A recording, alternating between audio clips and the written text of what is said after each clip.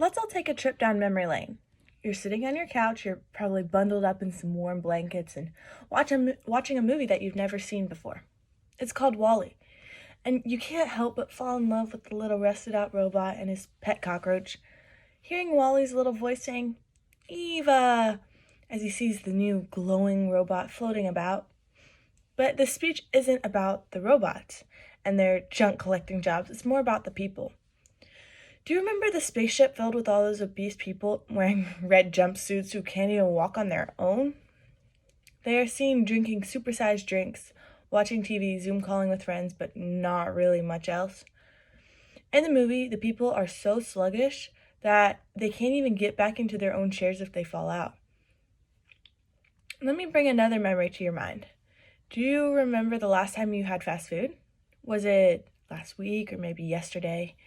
Do you remember how good it tasted? The salty fries, a juicy burger, maybe even some iced tea or a lemonade? Do you also remember how you felt after? Did you go to the gym, take a walk, play with your dog? Chances are you probably didn't.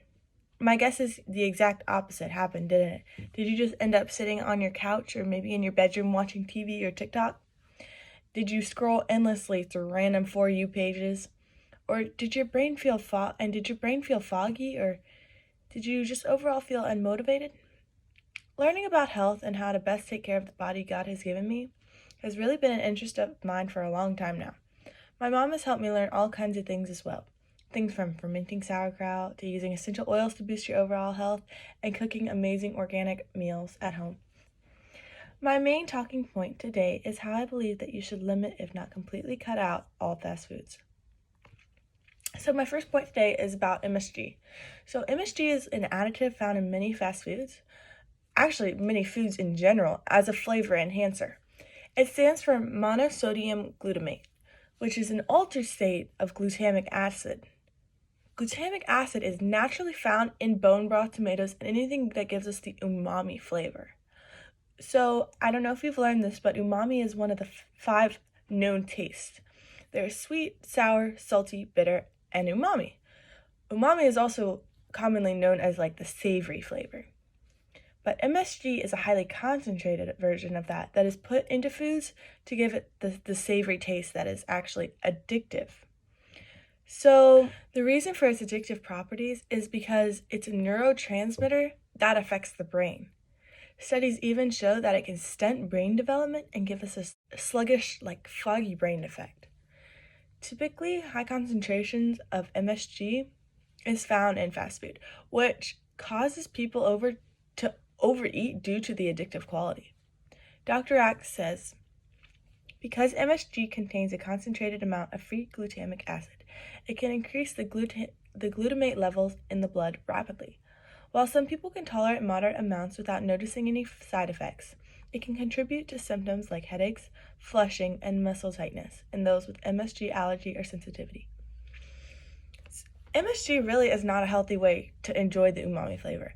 So next time that you're craving a burger and some fries from your local McDonald's, try eating something with like mushrooms or tomatoes, Parmesan cheese, or bone broth in it. The second reason that I believe that people should stop eating fast food is because the farms that produce the meat for these restaurants grow their animals inhumanely. So basically, it takes a chicken about 84 days, lots of grass, sunshine, and bugs to grow to a sizable meat bird that is ready to be processed. But sadly, factories like Tyson raise their chickens shoulder to shoulder in closed, sunlight-blocked environments within 49 days. These chickens have been given hormones to grow so fast and so big that their bones can't even properly develop with the body. So it basically leaves them crumpled on the floor of a dark coop. Cows are treated almost the same. They are shoulder to shoulder with nothing to eat but grain.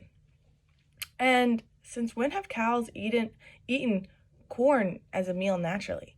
If we look at cows from an ethical farm, we can see them grazing in wide pastures like with miles of space, not shoulder to shoulder, knee deep in their own feces, being forced to eat corn. These factory farmers feed GMO corn to their cows because it is cheap. Never mind whether or not it is good for them.